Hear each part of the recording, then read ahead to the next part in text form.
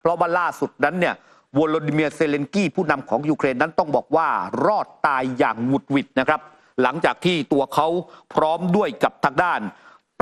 นายกรัฐมนตรีคีเรียคอสมิโซตาคิสนะครับซึ่งเป็นนายกรัฐมนตรีของกรีซนะฮะอยู่ในขบวนรถเพื่อเดินทางเยือนเมืองท่าริมชายฝั่งทะเลดำนะครับนั่นก็คือเมืองโอเดซ่านะคุณผู้ชมเขาบอกว่าขณะที่ทั้งหมดนั้นอยู่ในรถเนี่ยนะฮะเกิดขีปนาวุธของกองทัพรัสเซียนั้นเนี่ยตกใกล้ๆกับขบวนรถห่างไปประมาณสัก500 เมตรเท่านั้นเองนะฮะก็เลยทำให้มีบ้านเรือนได้รับความเสียหายและมีผู้ที่เสียชีวิตจากเหตุการณ์ดังกล่าวนั้นเนี่ย5 รายด้วยกันนะครับก่อนหน้านี้กองทัพอากาศยูเครนแถลงนะครับว่ามีขีปนาวุธลูกหนึ่งคุกคามภูมิภาคโอเดซ่าในตอนเช้ามืดของเมื่อวานนี้นะครับแต่ไม่มีรายงานอย่างเป็นทางการจนกระทั่งมีคำยืนยันผ่านการแถลงข่าวตามหลังของผู้นำทั้งสองนั่นก็คือทางด้านประธานาธิบดีวโลดิเมียร์เซเลนกี้ผู้นำของยูเครนและก็คีเรียคอสมิสโตตาคิสนะครับนายกรัฐมนตรีของกรีซที่เดินทางไปตรวจเยี่ยมเมืองท่าแห่งนี้ในขณะที่โอเดซ่านั้นยังเป็นแนวกันชนด้านมนุษยธรรมสำหรับการส่งออกทางทะเลด้วยโฆษกกองทัพเรือยูเครนเปิดเผยนะครับว่าการโจมตีดังกล่าวนั้นสังหารผู้คนไป5 รายด้วยกันมิโซตากิสซึ่งเดินทางเยือนยูเครนเป็นครั้งแรกนับตั้งแต่ถูกรัสเซียนั้นเปิดปฏิบัติการทางทหารเนี่ยครับก็กล่าวว่าระหว่างเดินทางตรวจเยี่ยมว่าคณะผู้แทนได้ยินเสียงไซเรนและเสียงระเบิดเนี่ยดังสนั่นหวั่นไหวตอนที่กำลังเดินไปขึ้นรถยนต์ผมเชื่อว่านี่คือเรื่องเตือนความจำที่สว่างจ้าที่สุดเกี่ยวกับความเป็นจริงของสงครามที่กำลังเกิดขึ้นมิโซตากิสบอกว่าพร้อมเรียกร้องกับผู้นำยุโรปคนอื่นๆให้เดินทางมาเยือนยูเครนเพื่อรับรู้ถึงสถานการณ์ที่กำลังเกิดขึ้นในเวลานี้ด้านกระทรวงกลาโหมของรัสเซียเปิดเผยนะครับว่ากองกำลังของพวกเขาโจมตีโรงเก็บโดรนแห่งหนึ่งของกองทัพเรือยูเครนบริเวณท่าเรือดังกล่าวพร้อมระบุว่าการโจมตีนั้นประสบความสำเร็จตามเป้าหมายโครงสร้างพื้นฐานท่าเรือริมทะเลดำของยูเครนตกเป็นเป้าหมายในการโจมตีของรัสเซียอย่างต่อเนื่องซึ่งยกระดับการโจมตีมาตั้งแต่ช่วงกลางเดือนกรกฎาคมปี2566ครั้งที่รัสเซียนั้นถอนตัวออกจากข้อตกลงที่มีสหประชาชาติเป็นคนกลางเกี่ยวกับเรื่องของการขนส่งธัญพืชผ่านทะเลดำนะครับผู้บัญชาการรายหนึ่งของกองทัพเรือยูเครนกล่าวระหว่างตรวจเยี่ยมเมืองแห่งนี้บอกว่านับตั้งแต่นั้นมารัสเซียได้ทำการโจมตีด้วยโดรนมาแล้วเนี่ย880 ลำขีปนาวุธอีก170 ลูกเล่นงานโครงสร้างพื้นฐานของภูมิภาคโอเดซ่าทางด้านเออร์ซูล่าฟอนเดเลเยนประธานคณะกรรมาการยุโรปโพสต์ข้อความลงบนแพลตฟอร์ม X นะครับแสดงความคิดเห็นเกี่ยวกับการโจมตีว่าไม่มีใครยอมจำนนต่อความพยายามก่อการร้ายรอบใหม่นี้แน่นอนบอกว่าไม่ใช่แค่2 ผู้นำที่อยู่ในพื้นที่หรือว่าประชาชนชาวยูเครนผู้กล้าหาญที่ผ่านมาเองนั้นกรีซเนี่ยครับซึ่งเป็นสมาชิกนาโตและพันธมิตรเก่าแก่ก็สนับสนุนการเสนอตัวเข้าร่วมนาโตและสหภาพยุโรปของยูเครนนะครับเคยเสนอมอบการช่วยเหลือทางทหารแก่ยูเครนเช่นเดียวกันและระหว่างการเดินทางเยือนยูเครนเนี่ยครับมิโซตาคิสนั้นก็เน้นย้ำว่ากรีซจะเดินหน้าให้การสนับสนุนยูเครนต่อไปครับไม่ใช่แค่มีขีปนาวุธจากรัสเซียนะคะที่ไปตกใกล้ๆกับบริเวณของยูเครนแต่ว่าทางยูเครนเองเนี่ยก็ใช้โดรนโจมตีไปที่แคว้นคุสของรัสเซียในเขตเจเลสโนสกอนสกีเช่นเดียวกันนะคะจากการเปิดเผยแล้วก็คลิปวิดีโอที่คุณผู้ชมได้เห็นตรงนี้นะเป็นการเปิดเผยจากผู้ว่าการแคว้นคุสของรัสเซียคือโรมันสตาโรโบอิตบอกว่าโดรนของยูเครนเนี่ยโจมตีเข้าไปบริเวณคลังน้ำมันเชื้อเพลิงแล้วก็รวมไปถึงสารหล่อลื่นแห่งหนึ่งทำให้เกิดเพลิงไหม้ขณะเดียวกันเนี่ยมีการรายงานว่าแม้ว่าเหตุการณ์ครั้งนี้ไม่ได้มีคนได้รับบาดเจ็บจากเหตุการณ์ที่เกิดขึ้นแต่ว่าถังน้ำมันเชื้อเพลิงเนี่ยมันลุกไหม้ในบริเวณคลังน้ำมันในเขตเจเลสโนสกีของแคว้นคุสซึ่งมันอยู่ห่างจากชายแดนยูเครนเนี่ยประมาณ90 กิโลเมตรด้วยกันแต่ประเด็นสำคัญก็คือว่าความเสียหายที่มันเกิดขึ้นเนื่องจากว่าไฟ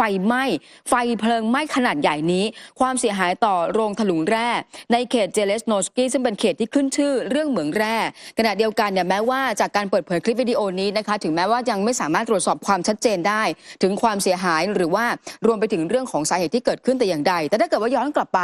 สัปดาห์ที่ผ่านมาเนี่ยจะเห็นว่าโดรนของยูเครนเนี่ยมีการโจมตีโรงกลั่นน้ำมันแล้วก็โครงสร้างพื้นฐานด้านพลังงานอื่นๆของรัสเซียอยู่หลายครั้งโดยเฉพาะแคว้นคุสก็ตกเป็นเป้าโจมตีอย่างต่อเนื่องนับตั้งแต่เดือนกุมภาพันธ์ปี65และก็ไม่ใช่ที่แคว้นคุสอย่างเดียวนะคะยังมีที่เบลโกรอดแล้วก็แคว้นวโรเนชของรัสเซียซึ่งตกเป็นเป้าโจมตีโดยยูเครนเนี่ยใช้โดรนหลายลำแล้วก็โจมตีไปในพื้นที่โครงสร้างพื้นฐานด้านพลังงานเช่นเดียวกันค่ะครับ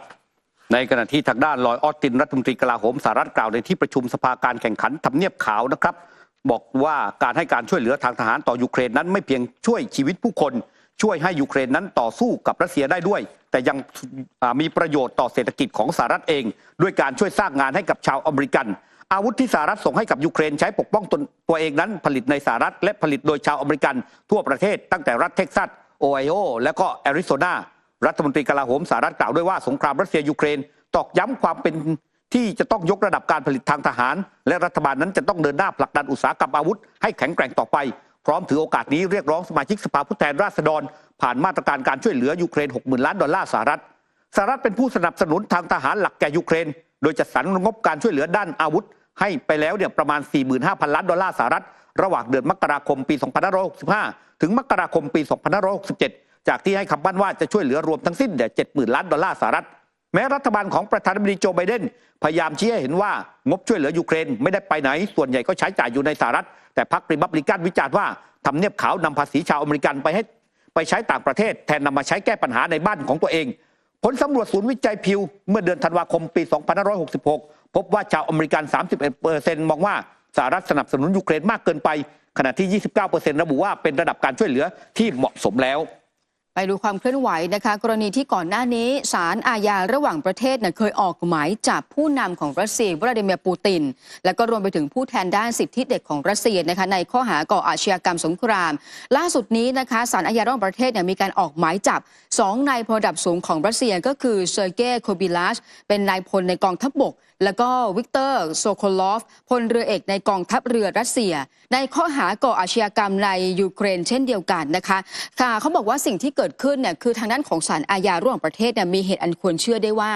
ทั้ง2คนนี้เป็นผู้ต้องสงสัยต่อการรับผิดชอบต่อการโจมตีด้วยขีปนาวุธที่ดำเนินโดยกองกำลังภายใต้บังคับบัญชาของทั้ง2คนนี้ต่อโครงสร้างพื้นฐานไฟฟ้าของยูเครนซึ่งเหตุการณ์เกิดขึ้นช่วงเดือนตุลาคมปี 2022 แล้วก็เดือนมีนาคมเมื่อปีที่ผ่านมาขณะเดียวกันทางด้านของศาลอาญาระหว่างประเทศยังบอกได้ว่าการโจมตีหรือว่าการบังคับบัญชาภายใต้ของทั้ง2คนนี้เกิดความเสียหายต่อพลเรือนแล้วก็สร้างความเสียหายซึ่งเห็นชัดเจนว่าเป็นการกระทำที่มากเกินไปนอกจากจะโดนข้อหาก่ออาชญากรรมสงครามในยูเครนแล้วนะคะยังมีการถูกกล่าวหาเรื่องของการก่ออาชญากรรมต่อมนุษยชาติด้วยการมุ่งโจมตีวัตถุของพลเรือนรวมไปถึงเป็นการกระทำที่ไร้มนุษยธรรมค่ะครับก็เป็นที่น่าสนใจนะครับก็เกิดคำถามจากสังคมโลกเหมือนกันนะครับสำหรับศาลอาญาระหว่างประเทศหรือว่า ICC เพราะว่าก่อนหน้านี้นั้นก็มีการยื่นครับว่าให้ ICC นั้นออกหมายจับประธานาธิบดีนายกรัฐมนตรีเบนจามินเนทันยาฮูพร้อมด้วยบรรดานายทหารคนสำคัญของกองทัพอิสราเอลในข้อหาก่ออาชญากรรมสงครามที่ไปถล่มนะครับกลุ่มฮามาสแล้วก็พลเมืองในปาเลสไตน์เสียชีวิตกว่า 30,000 คนแต่ว่า ICC นั้นเงียบแล้วก็อยู่ๆก็โผล่มาออกหมายจับนะครับนายทหารของรัสเซียนะครับทีนี้คุณผู้ชมครับมีความเคลื่อนไหวที่น่าสนใจนะครับเจ้าหน้าที่ทำเนียบขาวนั้นเขาไปเชิญทางด้านโอเลนาเซเลนกานะครับสุภาพสตรีหมายเลข1หรือว่าภริยาของทางด้านวโลดิเมียร์เซเลนกี้ครับของยูเครนแล้วก็เชิญอีกคนนั้นก็คือยูเลียนาวันนายาภรรยาของอเล็กเซย์นาวันนี่นะครับที่สามีนั้นเพิ่งเสียชีวิตไปสัปดาห์ที่ผ่านมาครับคือทั้งสองถูกเชิญเพื่อไปร่วมฟังการแถลงผลงานและนโยบายประจำปีหรือว่า State of the Year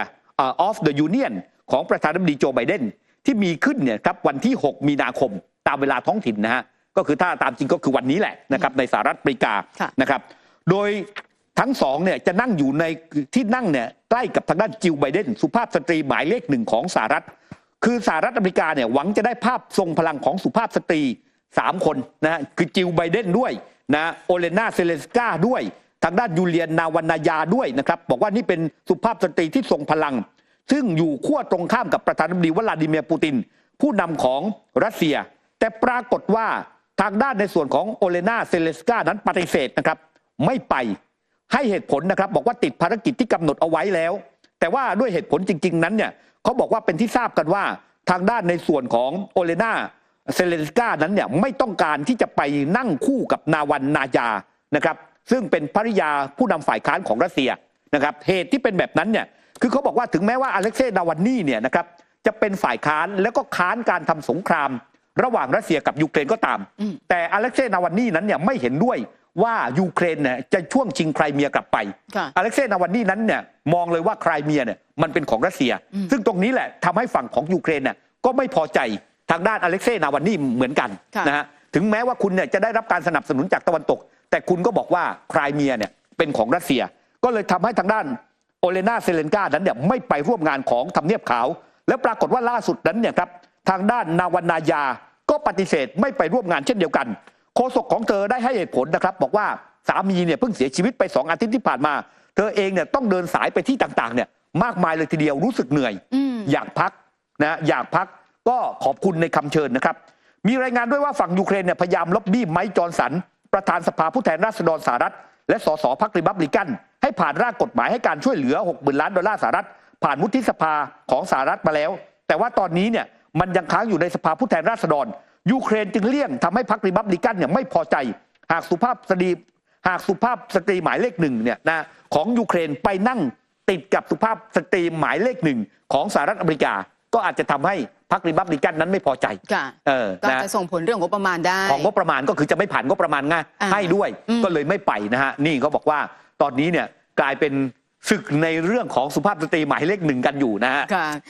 ยังอยู่กันที่เรื่องของรัสเซียกับยูเครนนะคะก่อนหน้านี้เนี่ยสหรัฐอเมริกาเขามีมาตรการคว่ำบาตรเข้มงวดนะเรื่องของเรือที่ใช้ธงของไลบีเรียหรือว่าทางด้านของเกาะมาร์แชลล่าสุดนี้นะคะทางด้านของรัสเซียเองไม่ว่าจะเป็นข้อมูลการขนส่งล่าสุดของรัสเซียหรือว่าการพูดคุยการสัมภาษณ์เจ้าหน้าที่อุตสาหกรรมแล้วก็รัฐบาลของรัสเซียมีการระบุว่าเรือบรรทุกน้ำมันหลาย10 ลำที่รัสเซียได้ใช้งานวันนี้ในการติดธงไลบีเรียแล้วก็หมู่เกาะมาร์แชลนั้นมีการยกเลิกการใช้ธงของไลบีเรียแล้วก็หมู่เกาะมาร์แชลแล้วเหตุผลการเปลี่ยนแปลงเนื่องจากว่าบริษัทที่มีการบริหารจัดการธงของไลบีเรียแล้วก็หมู่เกาะมาร์แชลเนี่ยมีสำนักงานใหญ่อยู่ที่รัฐเวอร์จิเนียซึ่งใกล้กับกรุงวอชิงตันนั่นหมายความว่ามาตรการคว่ำบาตรจากทางการสหรัฐทั้งหมดจึงอยู่ภายใต้เขตอำนาจศาลของการบังคับใช้มาตรการคว่ำบาตรของสหรัฐขณะที่ผู้เชี่ยวชาญด้านพลังงานและการคว่ำบาตรเนี่ยบอกว่าการใช้ธงนี้ไม่ว่าจะเกิดขึ้นอย่างหนักในอดีตแสดงให้เห็นถึงความเปราะบางสำหรับกองเรือน้ำมันของรัสเซียแม้ว่าจะมีการเปลี่ยนธงใหม่แต่ยังคงต้องรับผิดชอบต่อการละเมิดมาตรการคว่ำบาตรคือถ้าเกิดว่าไปดูเรื่องของเรือพาณิชย์เนี่ยปกติแล้วจะต้องมีการจดทะเบียนหรือว่าติดธงของประเทศใดประเทศหนึ่งเพื่อให้แน่ใจว่าเรือเหล่านั้นปฏิบัติตามกฎความปลอดภัยและก็สิ่งแวดล้อมที่เป็นที่ยอมรับในระดับสากลด้วยค่ะครับยังอยู่กันต่อนะครับกับเรื่องของราวของรัสเซียนะครับล่าสุดนั้นมีเรื่องที่น่าสนใจทีเดียวเมื่อยูริโบริซอฟนะครับซึ่งเป็นผู้อำนวยการองค์การอวกาศรัสเซียหรือที่เรารู้จักกันในนามของรอสคอสมอสนั้นเนี่ยครับได้ออกมาเปิดเผยว่ารัสเซียกับจีนนั้นกำลังมีแผนร่วมกันสร้างโรงไฟฟ้าพลังงานนิวเคลียร์นะฮะคือการสร้างโรงไฟฟ้าพลังงานนิวเคลียร์ปกติทั่วไปเนี่ยไม่น่าแปลกใจไม่น่าตกใจแต่ว่าตอนนี้เขาบอกว่าที่เขาจะสร้างนั้นเขาจะสร้างบนดวงจันทร์นะฮะคุณผู้ชมเขาจะสร้างโรงงานพลังงานไฟฟ้านิวเคลียร์บนดวงจันทร์นะครับในปีพ.ศ. เนี่ยครับ2576 ถึง 2578 นะฮะคุณผู้ชมเขาบอกว่าหากทำสำเร็จนั้นก็จะเอื้อต่อการที่มีมนุษย์ขึ้นไปตั้งถิ่นฐานบนดวงจันทร์ในอนาคตยูริโบริซอฟนั้นเนี่ยซึ่งเป็นอดีตรัฐมนตรีช่วยว่าการกระทรวงกลาโหมรัสเซียเปิดเผยว่ารัสเซียและจีนเนี่ยกำลังมีความร่วมมือในโครงการสำรวจดวงจันทร์และรัสเซียจะใช้ความรู้ความเชี่ยวชาญด้านพลังงานนิวเคลียร์ในอวกาศเพื่อส่งเสริมเป้าหมายแห่งนี้บอกว่าวันนี้เรากำลังพิจารณาโปรเจกต์หนึ่งอย่างจริงจังโดยเรากับเพื่อนร่วมงานชาวจีนจะร่วมกันส่งหน่วยผลิตพลังงานไฟฟ้าขึ้นไปบนพื้นผิวดวงจันทร์ภายในช่วงปี 2576 ถึง 2578 นะครับเขาอธิบายเพิ่มเติมนะครับว่าแผงโซลาร์เซลล์ไม่สามารถผลิตพลังงานไฟฟ้าได้เพียงพอสำหรับการตั้งถิ่นฐานของมนุษย์บนดวงจันทร์ในอนาคตแต่ถ้าว่าพลังงานนิวเคลียร์นั้นเนี่ยสามารถทำได้นี่คือความท้าทายอย่างจริงจังและมันจะต้องดำเนินการด้วยระบบอัตโนมัติโดยปราศจากมนุษย์ซึ่งเจ้าหน้าที่ของทางด้านรัสเซียยังบอกนะครับว่าแผนของรัสเซียในการสร้างยานขนส่งอวกาศที่ขับเคลื่อนด้วยพลังงานนิวเคลียร์พร้อมเปิดเผยว่าเวลานี้เนี่ยปัญหาทางเทคนิคต่างๆนั้นหาทางออกได้หมดแล้วเหลือแค่วิธีที่จะควบคุมความเย็นของเตาปฏิกรณ์นิวเคลียร์ทั้งหมดนะครับก่อนหน้านี้เจ้าหน้าที่รัสเซียบางคนเคยพูดถึงแผนการนี้เนี่ยครับว่า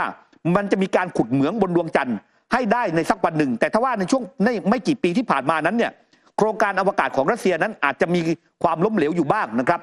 ตัวอย่างเช่นภารกิจส่งยานลูน่า 25เนี่ยขึ้นไปสำรวจดวงจันทร์ก็ไม่ประสบความสำเร็จอย่างไรก็ตามรัสเซียนั้นยืนยันว่าจะไม่ละทิ้งแผนส่งยานสำรวจดวงจันทร์และกำลังศึกษาความเป็นไปได้ที่จะร่วมมือกับจีนส่งนักบินอวกาศไปดวงจันทร์และอาจจะถึงขั้นตั้งฐานปฏิบัติการบนดวงจันทร์อีกด้วยเดือนที่ผ่านมานั้นรัฐบาลจีนก็ได้ประกาศตั้งเป้าหมายส่งนักบินอวกาศจีนคนแรกเนี่ยไปดวงจันทร์ก่อนปี 2030 นะครับคุณผู้ชมหรือว่าก่อนปี 2569 นั่นเองครับ พาคุณผู้ชมนะคะไปดูความเคลื่อนไหวของสวิตเซอร์แลนด์กันหน่อยนะคะโดยเฉพาะเรื่องของตัวเลขในการส่งออกการขายยุทโธปกรณ์สงครามของสวิตเซอร์แลนด์เนี่ยปรากฏว่ามันมีตัวเลขที่น่าสนใจจากสำนักงานเลขาธิการกิจการเศรษฐกิจสวิตเซอร์แลนด์บอกว่าการส่งออกยุทโธปกรณ์ของประเทศลดลง 27%ถ้าตีเป็นเงินไทยเนี่ยเหลือเพียงแค่ 28,000 ล้านบาทด้วยกันจากเดิมเนี่ยที่เคยพุ่งขึ้นไปถึง 38,600 ล้านบาทในปี 65 ที่ผ่านมาขณะเดียวกันเนี่ยยังบอกว่าแม้ว่าจุดยืนด้านความเป็นกลางของสวิตเซอร์แลนด์มีอย่างมาอย่างยาวนานแต่ว่าถ้าไปดูเรื่องของการส่งออกประเทศสวิตเซอร์แลนด์เนี่ยยังเป็นผู้จัดหาอาวุธรายใหญ่อันดับที่ 14 ของโลกนะคะตามข้อมูลของ SIPRI อย่างปีที่แล้วเนี่ยยังมีการส่งยุทโธปกรณ์ไปยัง 58 ประเทศแม้ว่าจะลดลงจาก 60 ประเทศเองก็ตามซึ่งลูกค้ารายใหญ่เนี่ยอยู่ที่เยอรมนีเดนมาร์กแล้วก็มีการลงนามทั้งคำสั่งซื้อกระสุนหรือว่ายานพาหนะหุ้มเกราะล้อยางจำนวนมากแม้ว่าจะไม่ได้มีเหตุผลเรื่องของการชะลอตัวในการส่งออกอาวุธในปีที่ผ่านมานะคะแต่ว่าสมาคมอุตสาหกรรมสวิตเมม